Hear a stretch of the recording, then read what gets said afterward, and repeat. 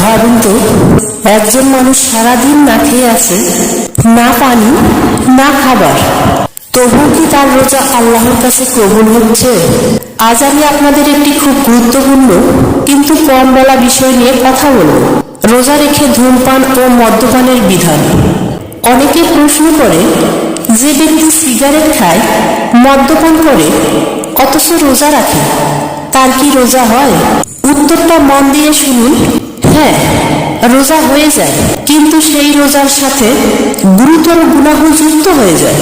এখন একটু পরিষ্কার করে বলি মদ্যপান সম্পর্কে। মদ শুধু হারাম নয়, এটি ইসলামে স্পষ্টভাবে নিষিদ্ধ। মদ পান করলে শুধু শরীর নয়, ঈমান, বিবেক ও আত্মার সবই ক্ষতিগ্রস্ত হয়। এখন একটু সিগারেট সম্পর্কে বলি। সিগারেট শরীরের ক্ষতি করে, আর ইসলামে নিজের ক্ষতি করা ধৈর্য নয়।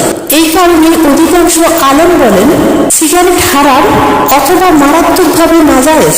আমাদের প্রিয় নবী মুহাম্মদ সাল্লাল্লাহু আলাইহি ওয়াসাল্লাম কি বলেছেন জানেন? যে ব্যক্তি রোজা রেখে গুনাহের কাজ ছাড়ে না, আল্লাহর কাছে তার শুধু না খেয়ে থাকা বা না পান করে থাকার কোনো প্রয়োজন নেই। অর্থটা খুব ভয়ঙ্কর, আবার খুব সুন্দর। রোজা শুধু ক্ষুধার নাম নয়, রোজা হলো চোখের রোজা, কানের রোজা, জিহ্বার রোজা, হাত পায়ের রোজা, আর সবচেয়ে বড় কথা হলো গুনাহ ছেড়ে দেওয়ার রোজা। প্রিয় ভাই বোনেরা, আমরা যদি রোজা রাখি, তবে আসলে চেষ্টা করি রোজার মর্যাদা যেন নষ্ট না হয়।